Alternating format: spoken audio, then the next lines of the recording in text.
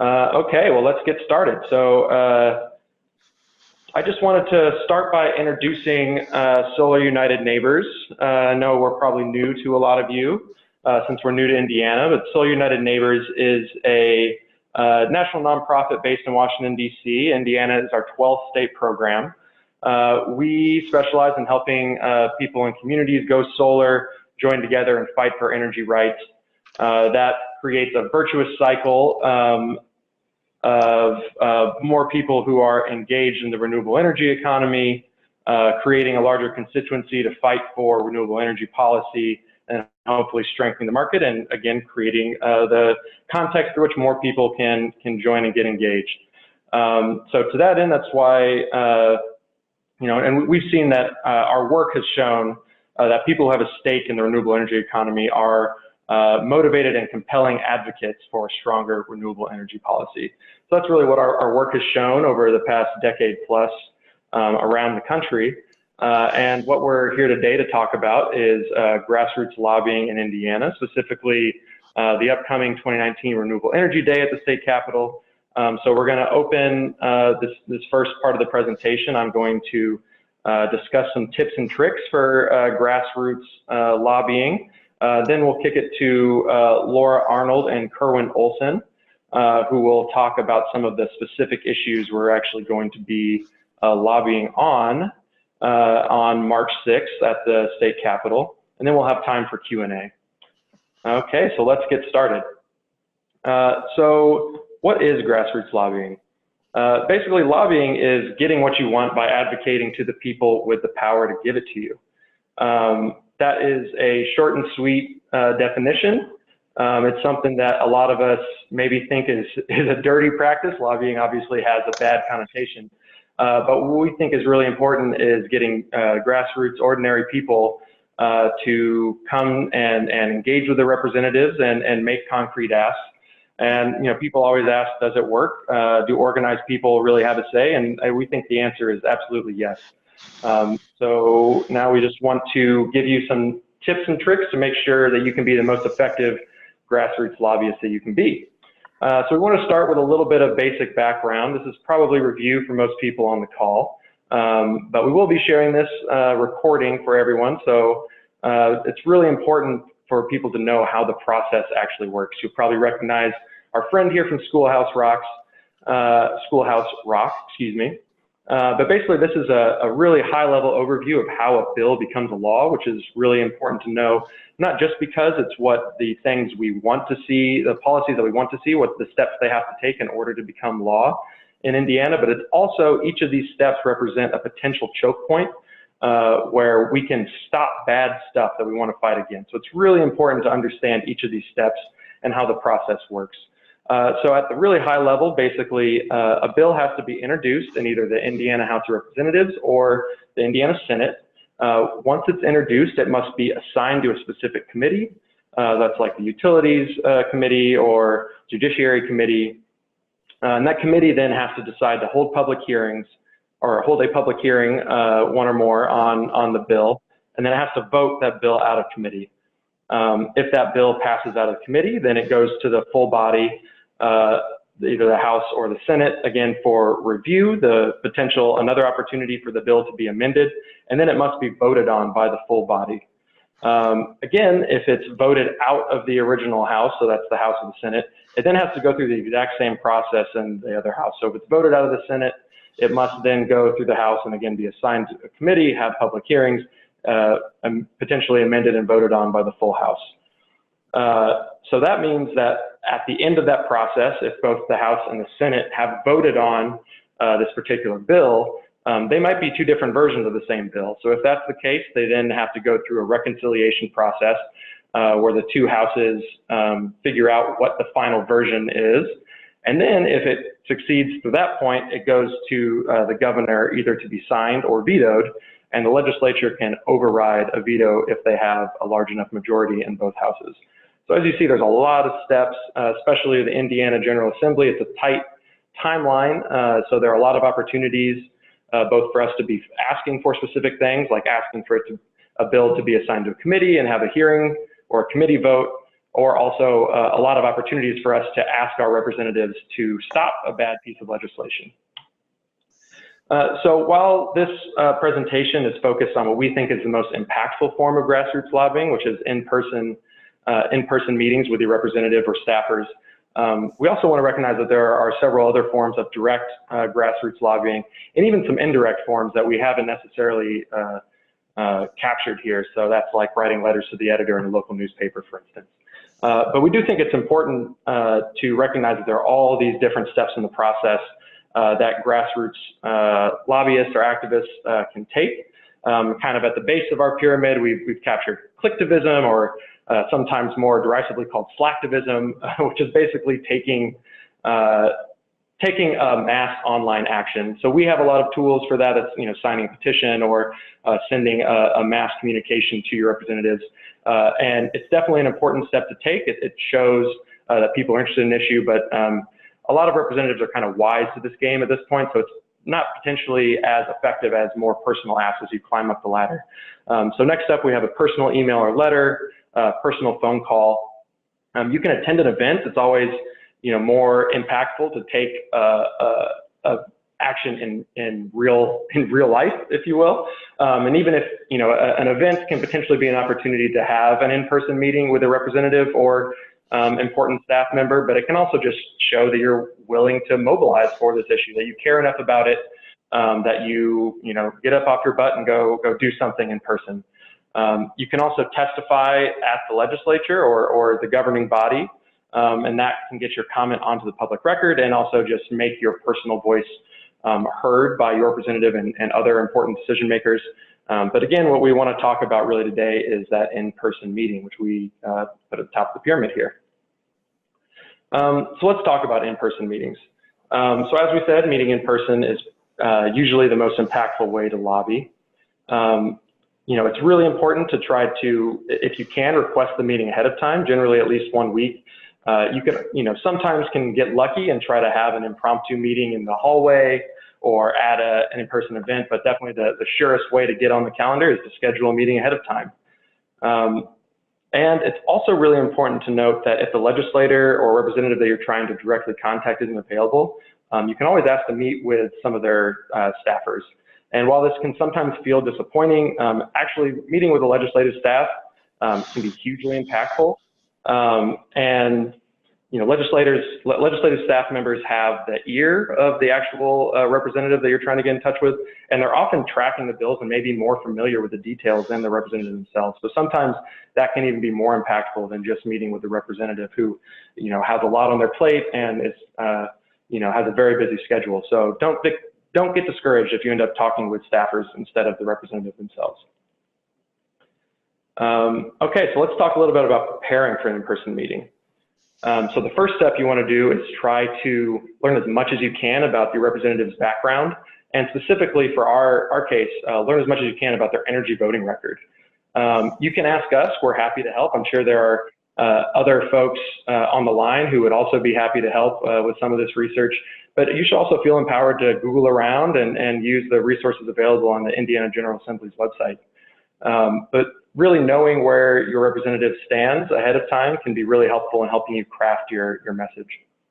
It's also a good idea to prepare ahead of time and write up at a 1 page or so outline of some of your talking points. That's something that Solar United Neighbors, Citizens Action Coalition, and some other folks will be collaborating on for the actual Renewable Energy Day next week. But it's really important to try to write down your thoughts ahead of time, because if you've ever been in meetings like this, it's very common to have your mind go blank a little bit. So having some stuff written down in black and white is always recommended. But it's also important not to bring too much written materials to leave with the legislators. The reality is that a lot of this stuff is going to end up in the trash bin as soon as you walk out the door. So trying to be as concise as possible and present something that's no more than 1 to 2 pages is probably the best way to go. Again, we'll have professionally developed materials for you on March 6th, so you don't need to worry about that, but just a good rule of thumb to think about in general. So here are some general tips, again, about both preparing ahead of time, but also just when you're communicating with representatives.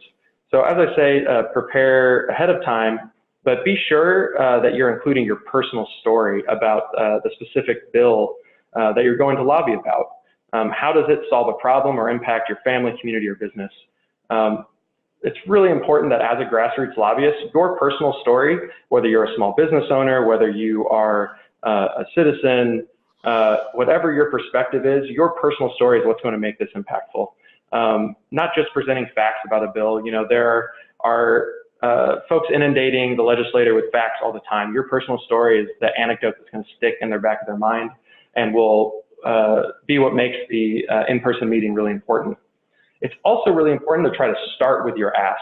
And the specific ask isn't just, will they support renewable energy? It's asking for a specific yes or no vote on whatever bill we're focusing on that day. And it's really important to start with this ask because you never know how long this meeting is going to be.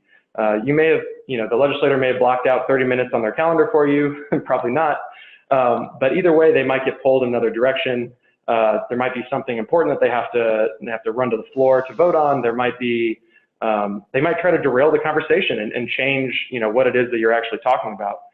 So starting with your ask so that, and tying that ask directly to your personal story right up front is really the best way to try to structure your comments. It's also important to try to address them by their proper title, show them the respect of their office, and to identify yourself not just by name, but also by where you live, whether it's a town, county, or your district number so that they know that you're a constituent and they know where you are. Again, that'll help personalize the meeting and make it more concrete and effective. And if relevant to the issue and your background, be sure to include your profession and organizational affiliation. If you're a solar installer, it's really important to let them know that you're creating jobs or benefiting directly from the renewable energy economy. Make sure they know that up front. And then finally, be sure that you identify the bill that you want to talk about specifically by its title and number. That's how they think about these things. That's how they know exactly what you're talking about. And that just removes any potential ambiguity or confusion in the discussion. As far as tone and approach, be sure to be politely assertive and try to be professional. It's, especially if things start to go sideways, it's really easy to kind of slip into being angry or really show your frustration, but really try not to do that. It's the goal of these meetings is to try to produce an ongoing productive relationship, and it can be really easy to sour that from the get-go if you are kind of coming in being demanding and angry up front. Maybe we get there eventually, but when we're starting these meetings, try to be professional and really assertive, but not too harsh. Again, if the representative tries to or starts to oppose your ask, you can express disappointment, but try to keep it professional and really try to collect as much information as you can, even if they say no, that they're not supporting your position right now. Try to ask what questions they feel like they need to be answered, or what is the additional information that they might potentially need if they were to reconsider their position. Asking that directly is the clearest way to collect this important information that will help you not just in the immediate meeting of trying to persuade them on this particular issue, but also to persuade them in the future. A little bit more about what the perspective is that they're coming from. And also be sure to follow up ASAP by email or whatever the appropriate discussion is, or excuse me, the appropriate channel is after the meeting, and restate your position. As far as the meeting itself goes, try to allow as many opportunities as possible to allow the representative to speak. These are politicians, they love hearing themselves speak. Give them an opportunity to do so. You can ask them questions and allow them to express their position, but don't let them derail the meeting either. If you feel like they start getting off topic, try to bring it back home, bring it back to your personal story, bring it back to the specific discussion at hand. Also, be sure to dress professionally, but be comfortable. You don't want to be sitting there thinking about how uncomfortable you are and distracting yourself from the meeting itself. And finally, it's a really good idea to try to take notes as much as you can, but you got to make sure that it's not distracting. If you're not able to actually engage directly, that can be really difficult. So try to take notes, But you can also wait and try to take as many notes as you remember immediately after the meeting if you think it's distracting and in the moment. Finally, if they ask a question that you don't know the answer to, it's okay to say so. You know, you are not the expert. You are a grassroots volunteer. Remind your representative of that. Tell them that you're sorry you don't know the answer, but that you can get the answer to them.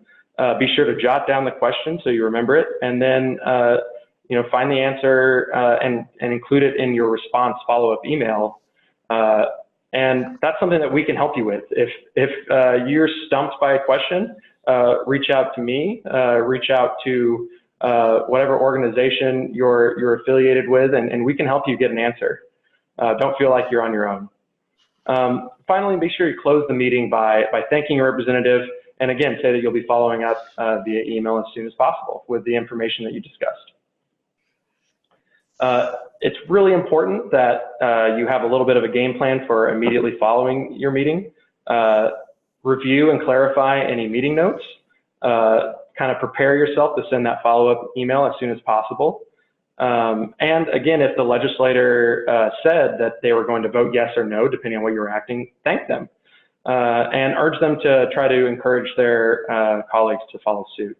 On Renewable Energy Day on Wednesday, we will have a little report out form for everybody who has office meetings that will help you kind of collect this important information and help you streamline your thoughts so that you're not feeling like you're on your own. Okay, and that was a really quick run through of kind of tips and tricks. I think we got a few comments, and I can get into the chat pod now that I'm done talking your ear off and hopefully provide some responses. But now I'm going to kick it over to Laura Arnold with the Indiana Distributed Energy Alliance, who's going to talk about HB 1331, which is one of our good bills that we're fighting for. And then after Laura, we'll have Kerwin Olson of the Citizens Action Coalition talk about HB 1470, which is a big bill that we're going to be fighting against next week. All right, Laura, take it away. First slide. Okay, I am the substitute speaker for our poster child on this issue, who is Joey Miles, who is a solar homeowner and a HOA in Franklin Township in southeast Marion County, who's been having problems with his HOA and his solar panels. So there are usually two types of restrictions that homeowner associations may have. One is, believe it or not, an absolute written prohibition in the covenants. Number two, which is more difficult to address, are unreasonable restrictions on the placement of solar panels on your home. Sometimes this is not totally obvious because frequently the HOA will have a process where you have to go to some sort of a architectural review committee, and those architectural review committees may have no or very limited technical knowledge and understanding of the issues and might not have very good written criteria. So why do these HOAs want to restrict solar panels? Well, what we've heard is aesthetics, the perception that the solar panels are ugly. They want to maintain uniformity and consistency amongst all the homes. Some of them would prefer and could bring up the issue about the Tesla solar shingles, which right now in Indiana are not cost effective, and the rate of return is probably in excess of 30 years. And most importantly, the product's not available in Indiana and probably will not be for quite some time. In some cases, there's also this fear of the unknown, and they just don't have enough information. Many of these HOA covenants still refer to solar heat panels, and in the slide there is a photograph of what those are. That's left over from the late 70s and the early 1980s, primarily solar technology that really nobody is proposing to install currently. Next slide. Next slide. This gives you an idea. We were able to compile data for the Marion County and the 8 surrounding counties. So this is not an insignificant issue. You can look at this so that you can see that in Marion County there are 34 absolute prohibitions, Hamilton County 51, Hendricks 24, Johnson County 10, and so on. So this just gives you an idea. This is not an isolated problem. We have anecdotal information across the state. Next slide. Next. This just is an example of 3 different people and homeowners that we have dealt with, so that people can see these are real live people, real homeowners. 2 of them are in Franklin Township, which happen to be in the legislative districts of our bill authors. And then another one is in Avon that we have come up with. And it'll just give you an idea of what the homes look like and who these are real people that are having problems with this issue. Next slide. Next slide. Okay, so what are reasonable standards? Avoiding street view unless this would decrease the efficiency more than 10 to 15%. And we'll get into this a little bit more. Mounted parallel to the roof plane. A standoff distance from the roof decking that is reasonably minimized. Top edge, blah, blah, blah. Top edge of the panel does not extend beyond the peak of the roof. Surface of the panel is non-glare. These are the kinds of what we believe are reasonable standards. Next slide. Hello?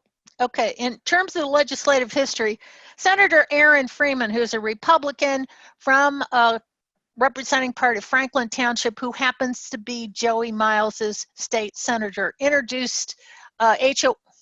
I wasn't ready yet. Go back.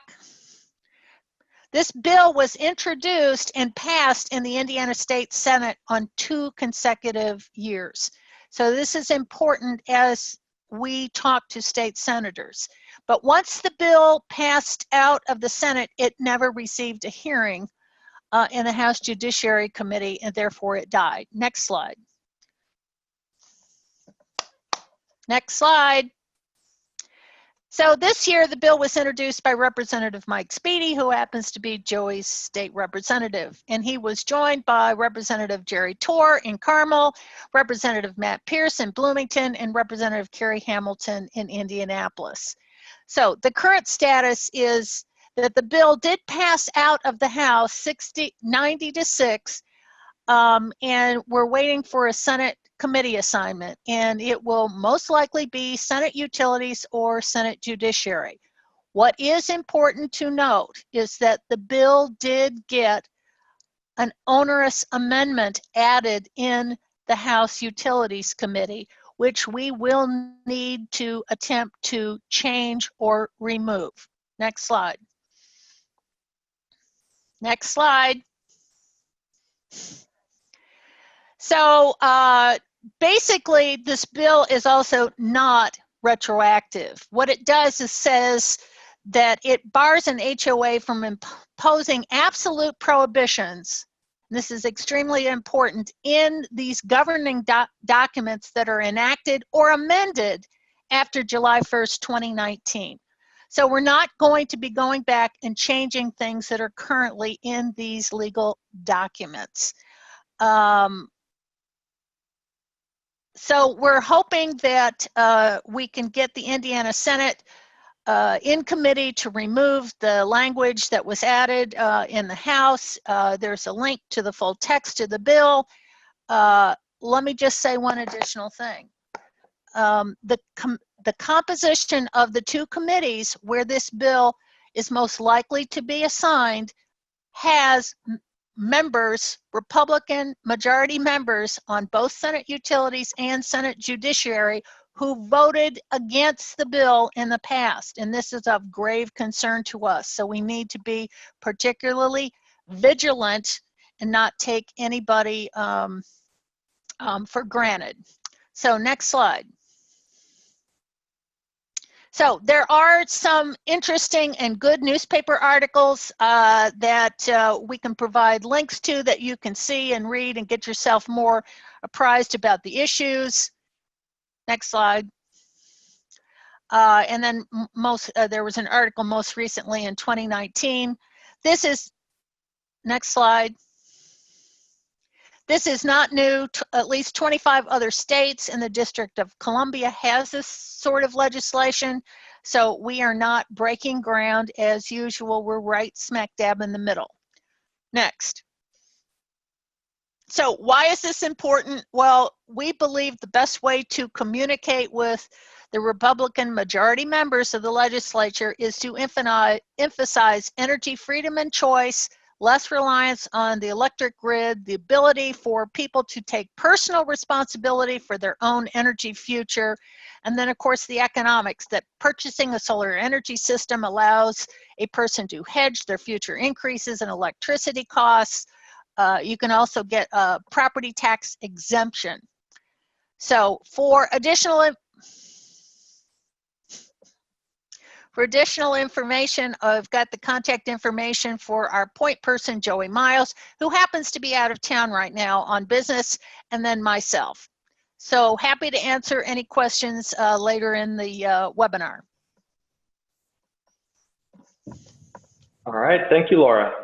We'll hand it over to Kerwin now. Great, thanks, Zach. Appreciate your discussion, Laura. Kerwin Olson here, Executive Director of Citizens Action Coalition, here to talk about a really awful bill that's currently making its way through the process. On behalf of the Indiana Energy Association, which is the trade association which represents all of Indiana's investor-owned electric and gas utilities. It's House Bill 1470. The title of the bill is Utility Transmission Improvements and Costs. It's authored by Representative Ed Soliday, a Republican from Valparaiso, who also is the current chairman of the Energy, Utility, and Telecommunications Committee in the House. This is really wonky, complicated rate-making stuff, so I'm going to speak at a high level here and describe what the bill does and why it's bad, and would be happy to take questions not only during this webinar, but also offline if folks would like as well. House Bill 1470 amends a controversial bill from 2013, Senate Enrolled Act 560, more commonly referred to as the TDSIC law. TDSIC is an acronym for Transmission, Distribution, and Storage Improvement Charge. Senate Enrolled Act 560 was sort of sold as the jobs bill, if you will, from 2013, that dealt with providing utilities an incentive, otherwise known as a tracking mechanism, which allows them to get pre-approval for passing costs on to consumers through what's known as a tracker, where they can raise rates automatically without filing a base rate case. The TDSIC law gave the utilities a tracker for upgrades, improvements, repairs, maintenance, what have you, on their transmission and distribution system, otherwise known as the cost of doing business, the cost of delivering energy to homes and businesses, part of what they're supposed to do under the law. It is a mechanism, an incentive that applies to both electric and gas utilities. I don't want to limit this and have people believe this is just an issue with electric utilities, but this is also available to the natural gas distribution utilities in the state. And in fact, that was largely the main selling point of the bill back in 2013, was the need to expand the natural gas infrastructure into either unserved or underserved rural communities who largely have propane and heating fuel as their energy source for home heating, and the need to sort of expand natural gas service into those communities and get those folks off propane and heating oil and onto natural gas. So there's implications with respect to House Bill 1470, not only with the costs, if you will, of electric service and the future of what our electric grid looks like, but also with respect to expanding natural gas delivery and services as well through the state by allowing utilities a more easy path, if you will, to approval of new pipeline infrastructure and recovery of those costs related to that pipeline infrastructure from customers. So there's implications both on electric and gas service as well as on the monthly bills of consumers of both electric and gas monthly services. And at a high level, what House Bill 1470 does is it amends that TDSIC law from 2013 in several ways. Under the existing law that came to fruition because of Senate Enrolled Act 560s, when utilities filed for pre-approval of these costs, they were required to identify and specify what projects they were going to do and when they were going to do them. It's known as a 7-year TDSIC plan, if you will, and they had to sort of outline in some detail what those projects were, what the timeline was for those projects, when they were going to be completed, and what the costs of those projects were going to be. House Bill 1470 removes that requirement. Utilities will get pre-approval to recover costs from customers for projects, even if they have not identified with any specificity what those projects are, what the assets are that they're going to replace. For example, poles and wires with electricity, transformers, pipes and valves with gas. They can effectively get pre-approval to recover extraordinary costs from customers without having to have any detail related to what projects they are going to undertake. And when I talk about extraordinary costs here, we're talking billions and billions of dollars in utility infrastructure coming from captive customers. We're not talking about small little dollar figures. We have 5 existing TDSIC plans that have been approved by the Regulatory Commission that, when added up together, exceed $4 billion. So we're talking about extraordinary sums of money. One of the other things that House Bill 1470 does by amending the existing TDSIC statute is it eliminates the discretion of the IURC. And what I mean by that is, under the existing law passed back in 2013, the Indiana Utility Regulatory Commission has the discretion to deny certain projects and approve certain projects. They're able to look at the plan the utility company files and say, sure, you can do project A, B, and C. Those look good. Those look reasonable. Those look necessary. But we're not so sure about D, E, and F, so we're not going to approve those projects.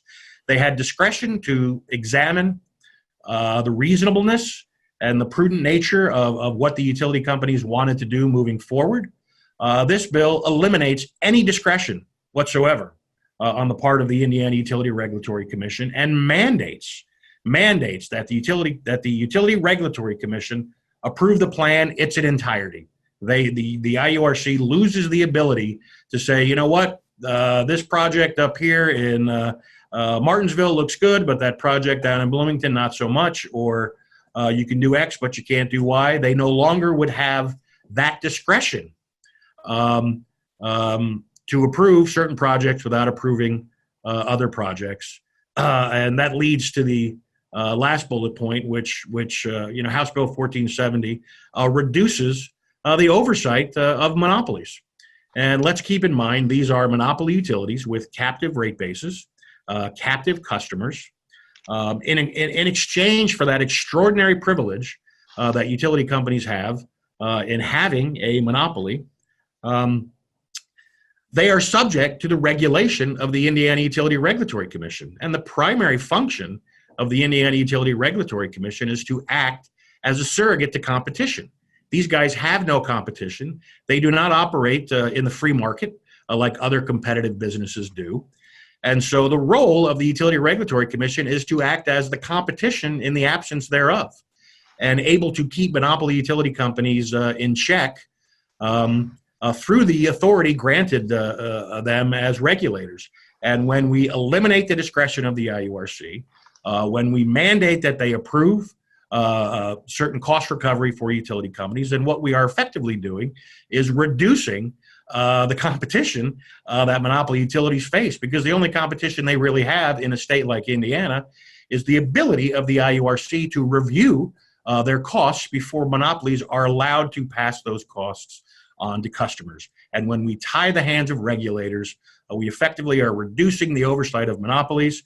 And let's be clear, monopolies, primary obligation is to their shareholders and delivering earnings to their investors. And so they are notorious with being profligate with capital and cash and wasting a whole lot of ratepayer money. And we need to have strong regulatory commissions with the authority to keep these guys in check. Next slide, please. And why is House Bill 1470 bad public policy? Well, I think I sort of have outlined why it's bad public policy, but there's no question that the existing T-6 statute, which was adopted again in 2013, is leading to higher bills for consumers.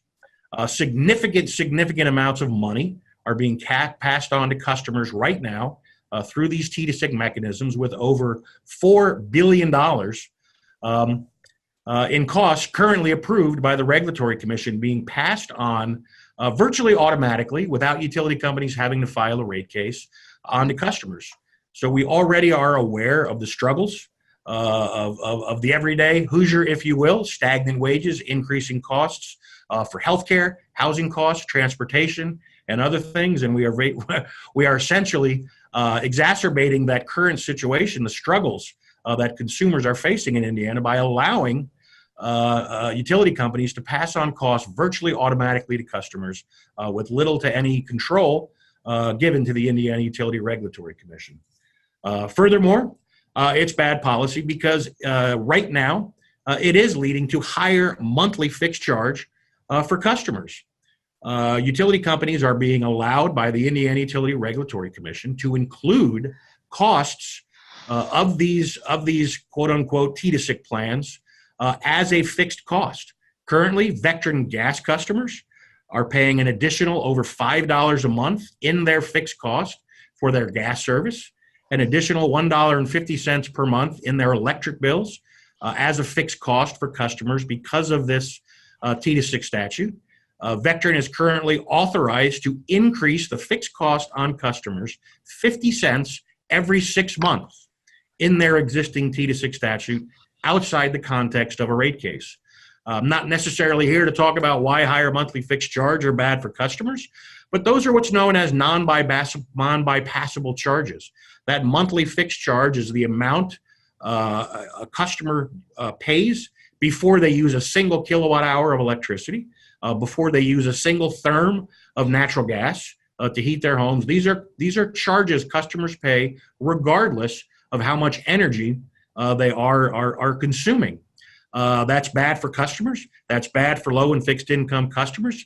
Disproportionately impacts low and fixed income communities. And let's not forget that has extraordinary impacts on the costs and benefits of investing in solar or wind on your own property, in making energy efficiency improvements in a home. By increasing the amount customers pay before they use energy at all, we're reducing the control that customers have over their bills. And again, as we reduce Utility Regulatory Commission's authority, we're reducing competition to utility companies. And when we reduce utility consumers' ability to control their energy costs, we're also further reducing competition and the ability of customers to control their costs.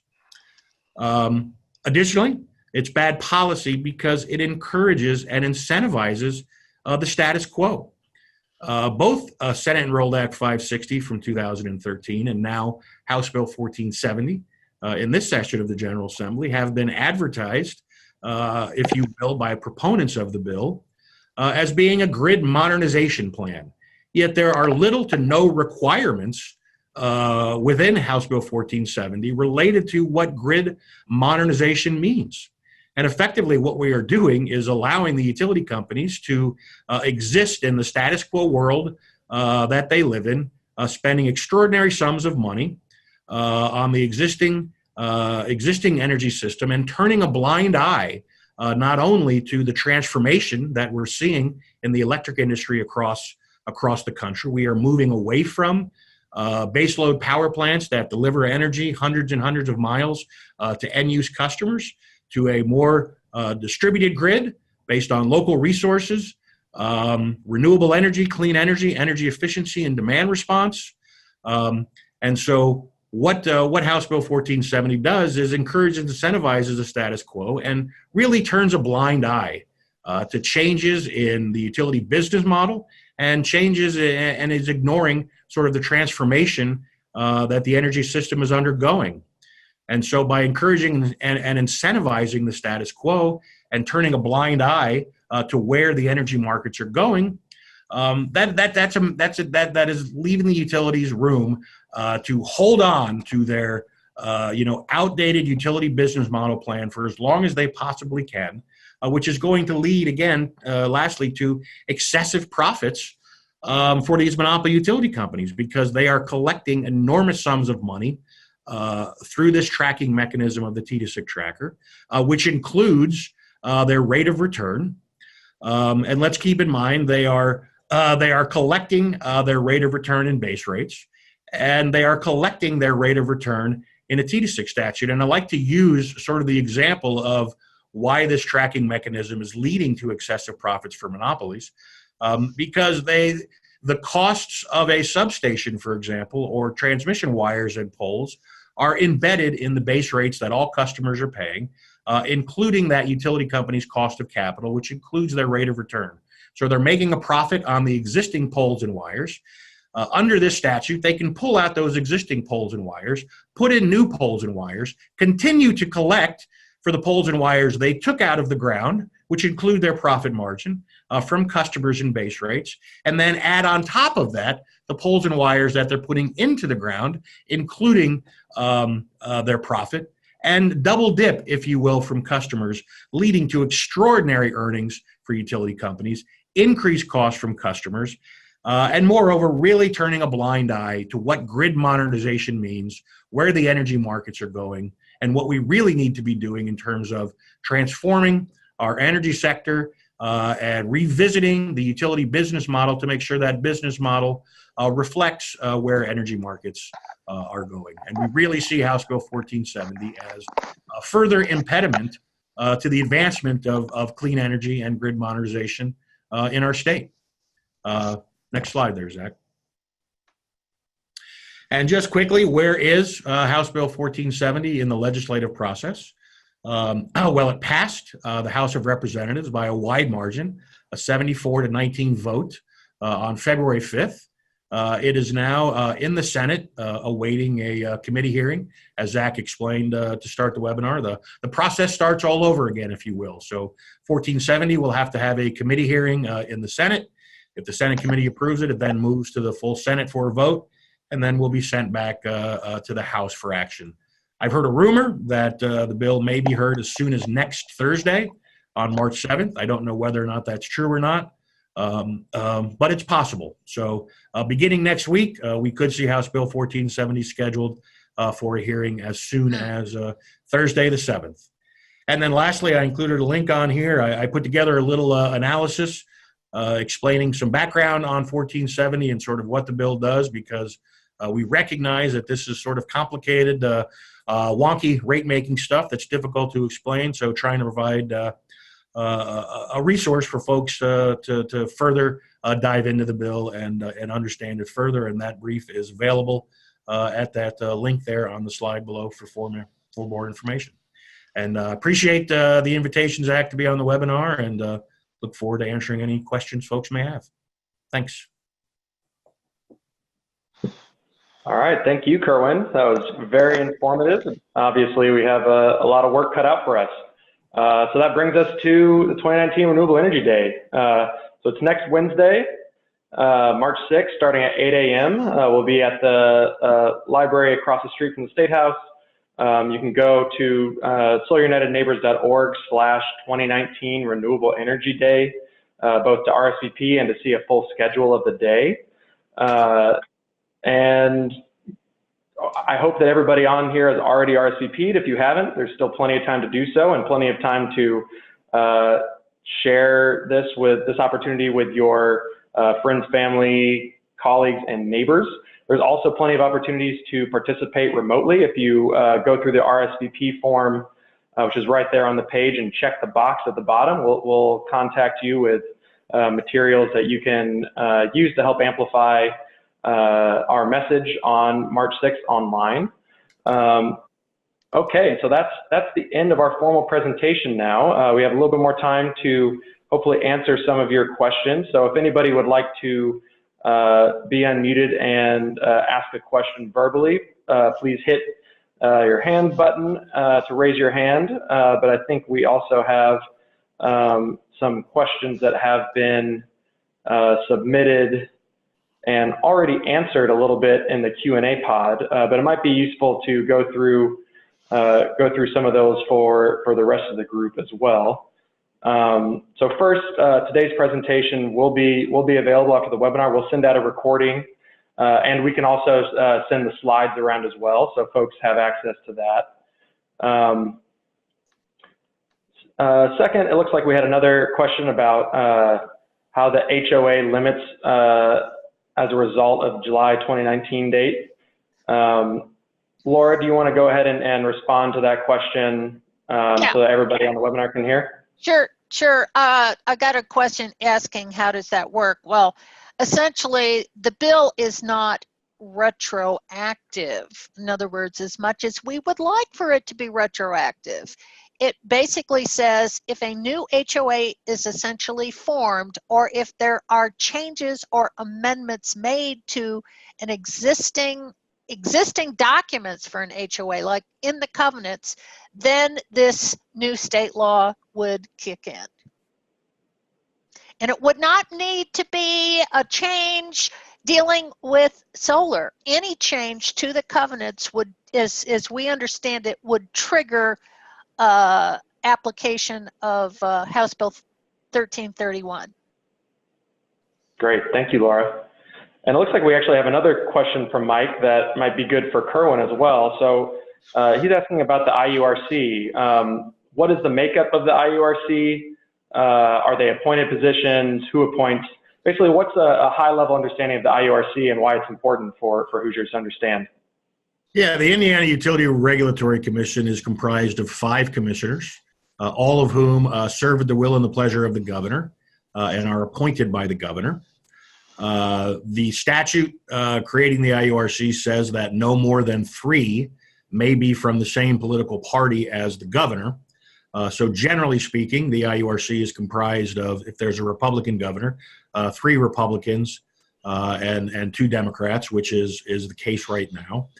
And that's a great question, because that's been a legacy issue, if you will, for CAC, because Indiana is one of 3 states in which those who regulate the investor-owned utilities are either not directly elected by the public, as is the case in 14 states, or confirmed or approved by one or both bodies of the state legislature, either by an up or down vote by the Senate or the House or both chambers.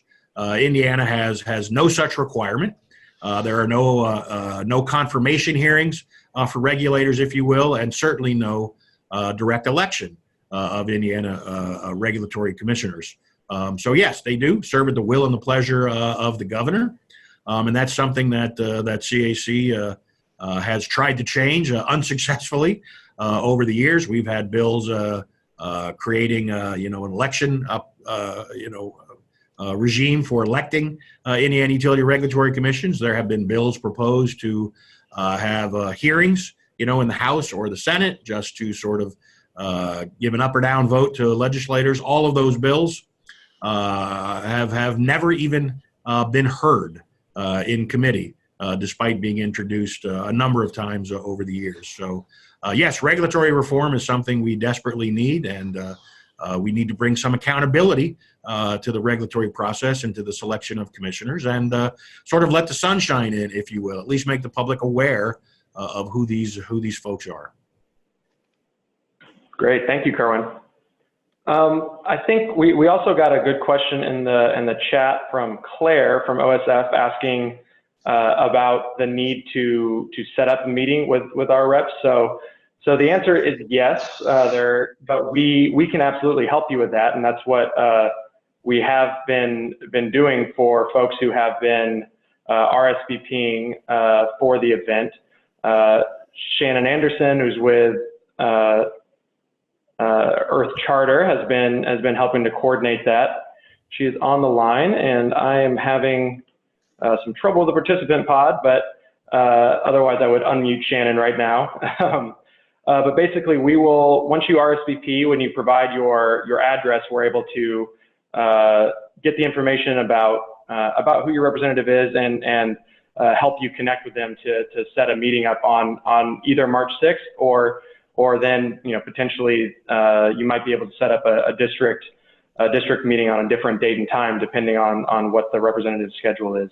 But we will absolutely help you with that, and we'll make sure that you don't feel like you're on your own throughout this process. Let everybody know that Wednesday, March 6th is not a session day.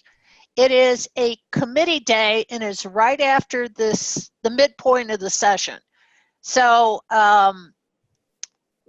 if you don't make an appointment ahead of time, it sometimes can be difficult to track down your state legislator, especially if you do not know the State House very well. There are lots of nooks and crannies and places to go. So the best thing is to try to at least get them alerted in advance and try to get some sort of understanding of when and where you can meet them.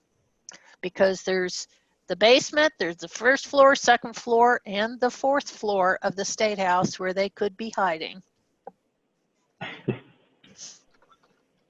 Thank you, Laura. Okay, are there any other specific questions about setting up a meeting with a representative? I know Shannon has shared, and I'll add to the chat a link for how you can find your representative. But we got another question from Mike here that I think Laura and Kerwin, I'd be interested in both of your perspectives. He says, can you speak to future bills that you are promoting for 2020 and beyond? Either of you want to take a shot? Well, I mean, she has, a consumer bill of rights, if you will, of, policies that need repealed and policies that need passed. It's a difficult process. I think what we're doing now is, trying to find support, trying to find legislators who will introduce policies and support those policies. But we would obviously like to see a reinstatement of full net metering, rolling back those provisions related to Senate Bill 309 and make sure that net metering remains available to customers. We'd like to see the repeal of the energy efficiency resource standards. We'd like to see those put back in place, sending more money into investments in efficiency. We would like to see regulatory reform related to how regulators are chosen in the state of Indiana. And we'd like to see some of these bad financial mechanisms that utility companies have received at the State House, similar to House Bill 1470, rolled back as well. But I think what we're focused on really is, number one, increasing investments in renewable energy in the state of Indiana and what legislators we can work with to get that done. And we also have priorities at CAC as well into making sure that we're insulating low income and fixed income populations from these rate spikes and making sure that people have affordable utility service. But it can be tough when we deal with a Republican supermajority. That's the reality that we have. And so we've got to build support in that caucus so we can start moving our agendas. Thank you, Kerwin. Laura, do you have any thoughts on future forward-looking legislative priorities at this time? I've got a whole big long laundry list. If people would like for me to pontificate at length on that. One of the issues that we have been working on for some time, we had legislation the same year 309 was passed dealing with getting clear legal authority for customers to enter into what's called a third-party power purchase agreement, so that they would be permitted to buy wind and or solar power from someone other than their electric utility. There are clearly a lot of other changes we would like to make to Senate Enrolled Act 309, since Senate Bill 430 did not receive a hearing. So there's a lot of stuff that we could work on, and we can talk about that at a later time, perhaps. Laura, can you remind everybody what Senate Bill 430 is, please? Senate Bill 430 is the bill that was introduced by Senator J.D. Ford, and it would have eliminated the phase out of net metering. The bill did not receive a committee hearing. In addition to J.D. Ford, our advocates got Senator Vanita Becker of Evansville and Senator Ron Alting of Lafayette also signed on to the bill, but Senator Jim Merritt of Indianapolis, who chairs Senate Utilities, has refused to give it a committee hearing. He has been telling people it's too soon since the passage of 309. There was another bill, what was it? House Bill 1460 that Ron Bacon had that was going to tweak part of the issues on the caps for net metering. It was assigned to House Utilities, Representative Ed Soliday, Republican Val Paraiso, who introduced 1470, surprise, surprise, would not hear Ron Bacon's bill either.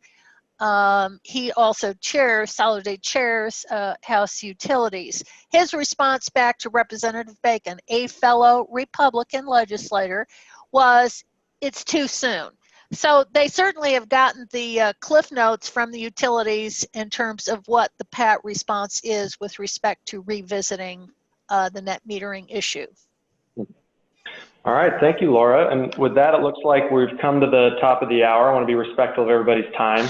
I will close with saying that I see a comment in the chat about whether or not if you'll be coming to Indianapolis for nothing if you can't schedule a meeting with your representative. So that's why it's really important to try to schedule your meeting as soon as possible to see if they are available. And again, we will be helping you with that. But two, we will be having a rally at the state capitol. There will be speakers on various issues, and so it would be great to both show your support by coming in person, and also a great opportunity to connect with other renewable energy advocates from around the state if you are able to make it. Third, as I mentioned before, there are opportunities to help amplify our message and participate remotely, even if you aren't able to be there in person. So definitely please RSVP so we have that. And as Shannon is reminding me, you can always meet with staff, which is hugely important, even if your representative isn't actually available in person. I'm also seeing one last question about whether or not there's a list of pro-renewable energy representatives. And I think that the answer to that is we need to be collecting as much information as possible. So holding these meetings can help be a really positive data point for that question. Well, Zach, we have roll call votes on some of the bills that would indicate who's with us and against us, and we certainly have those from a couple years ago on Senate Enrolled Act 309. So we know who the good guys were that voted with us and those who voted against us. And Kerwin and CAC has a mountain of roll call analyses from past years. Yeah, we have extensive voting records and campaign contributions of legislators going back to 2006 on our website, where you can click each individual senator and representative, see what their voting record is on our issues, and also see their campaign contributions from the utility industry. So that's all available. And so if somebody wanted to find that on your website, where would they go, Kerwin? We have a legislative page. It says sort of follow the money. So it's fairly easy to find. If you go to the politics and money area on CAC's website, you can find voting records quite easily. Great. All right, and with that, I know we're over time. Again, if you haven't already, please RSVP for our event on March 6th. We will follow up with a webinar recording and the slides for today. Thank you all so much for participating, and I look forward to seeing you in the state capitol on Wednesday.